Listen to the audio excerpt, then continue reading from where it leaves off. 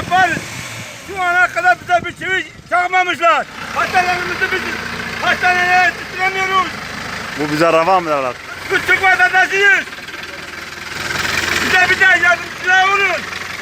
Ben yok dokat, kapıyı dokat. Tutun size sesimizi. Sayın Cumhurbaşkanım.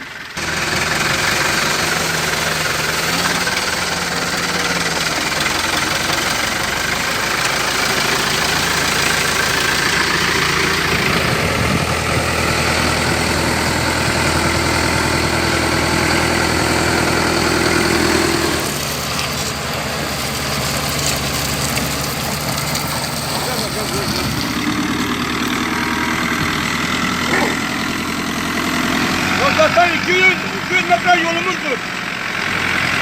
Belediye gittim, belediye bize yardımcı olmadı.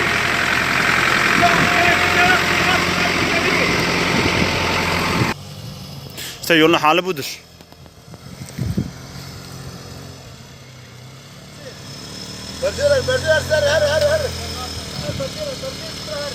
Gir, ne gir?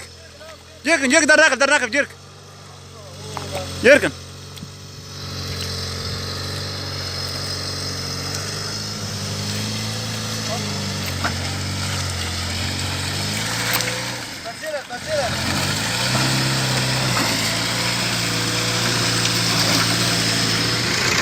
Yani şimdi ülkeden içeride kaç kamyon malzemedir.